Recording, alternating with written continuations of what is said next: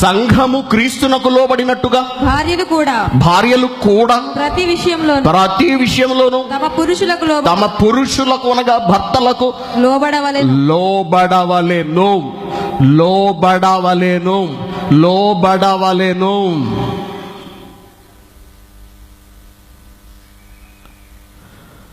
లోబడుతున్నా?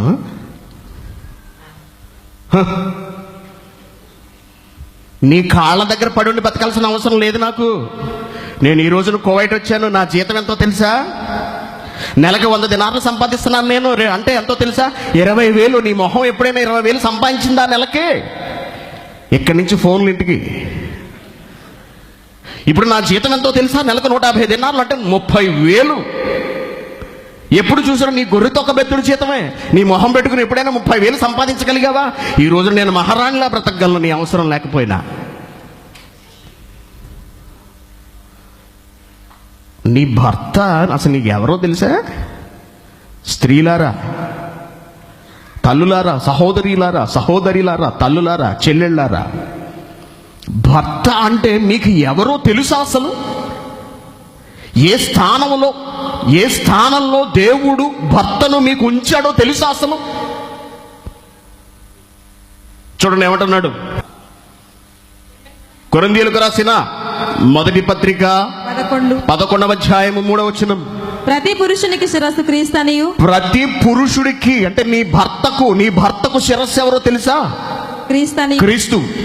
స్త్రీకి శిరస్సు పురుషుడు. ఆడి గురించి మాకు చెప్పకండి. అమ్మ, నువ్వు ఎవరి గురించి మాట్లాడుతున్నావు?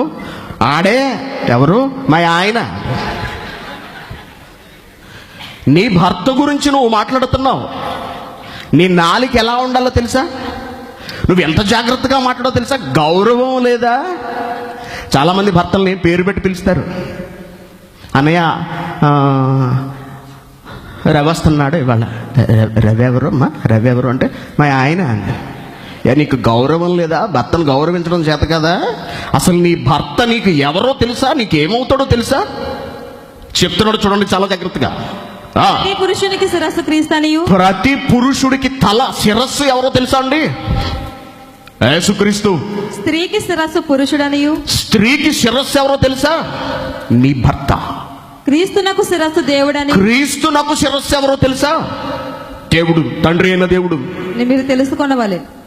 పురుషునికి శిరస్సు యేసుక్రీస్తు అయితే యేసుక్రీస్తుకు శిరస్సు సాక్షాత్తు తండ్రి అయిన దేవుడు. స్త్రీకి శిరస్సు ఎవరు? నీ భర్త.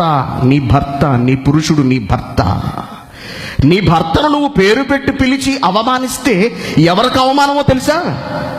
నువ్వు దేవుణ్ణి అవమానిస్తున్నట్టు లెక్క.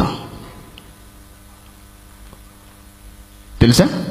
నీ భర్తను ఒరే అని మాట్లాడితే నువ్వు ఎవరిని ఒరే అంటున్నావో తెలుసా? దేవుణ్ణి ఒరే అంటున్నట్టు లెక్క.